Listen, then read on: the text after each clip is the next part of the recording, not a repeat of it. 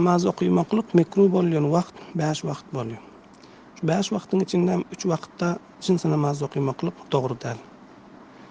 Ha farz namoz bo'lsin, nafil namoz bo'lsin, tajvid tilovat bo'lsin, namoz janoza bo'lsin, hech namoz o'qishlik durust değil. Ol 3 vaqt kun chiqib to'mpilla hatta chiqib bo'lincha kun ko'tarincha chiqib bo'l ko'tarincha ikkinchi kun ağıp to'mpilla hatta ağıp bo'lincha üçüncü kun batıp to'mpilla hatta batıp bo'lincha ana shu 3 vaqtda nafil bo'lsin, farz namoz bo'lsin, hech namoz o'qishlik durust değil. 5 vaqtning 2 vaqti bor. 4-chi vaqt va 5-chi vaqt. Onda bo'lsa nafil o'qishlik makruh. Farz namoz o'qiysang, namoz janoza o'qilsa, ya tajvid tilovat o'qilsa, ya qazo namoz o'qiysang, nuqsi yo'q.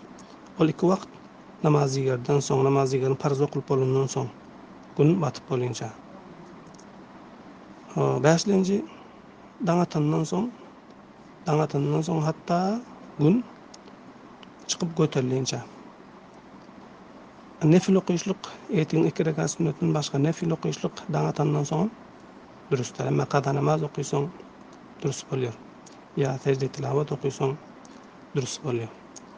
Ana bu 2 vaqt bunda nafil namoz makruh. 3 vaqtda bo'lsa aynim bilkul namoz o'qiymoqlik mutlaqo namoz o'qiymoqlik makruh. 5 vaqt bo'ldi majmua. Shu 5 vaqtdan boshqa mahal nafil namoz o'qiymoqlik, ya qazo namoz o'qiymoqlik, ya tajvid tilovat o'qiymoqlik durust bo'lgan. Vallohu a'lam.